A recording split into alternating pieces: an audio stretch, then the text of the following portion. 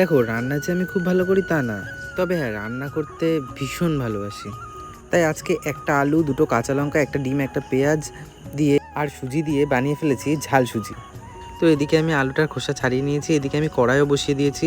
কড়াই গরম হতে হতে আমি এদিকে কিছুটা পেঁয়াজ কুচিয়ে নিচ্ছি। তো ওইদিকে দেখবো কড়াইটা গরম হয়ে গেছে কিনা। কড়াইটা ভালো মতো গরম হয়ে যাওয়ার পরে ওর মধ্যে সুজিটা দিয়ে দেবেন।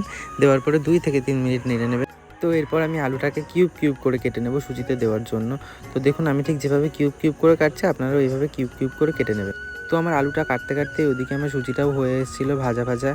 তো সুজিটাকে আমি ভালো করে আরেকবার নেড়ে সুজিটাকে নামিয়ে নেব পাত্রে। তো ভালো করে তারপর কড়াইটাকে ধুয়ে নেওয়ার পরে কড়াইয়ের মধ্যে দিয়ে দেবো ঘি আর সামান্য সাদা তেল। তো পেঁয়াজ কুচিগুলো দিয়ে কিছুক্ষণ নাড়াচাড়া করে নেওয়ার পরে দিয়ে দেবো আলু কুচিগুলো, তারপরে স্বাদ মতো নুন।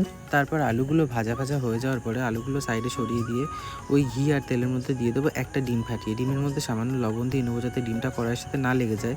তারপর কিছুক্ষণ নাড়াচাড়া করার পরে দিয়ে দেবো সেই ভাজা সুজিটা দিয়েও কিছুক্ষণ নাড়াচাড়া করব। এরপর আমি দিয়ে দেবো স্বাদ মতো চিনি। তারপর অল্প অল্প করে জল দিয়ে কড়াইয়ে ভালো করে নাড়িয়ে শুকনো করে নিতে হবে।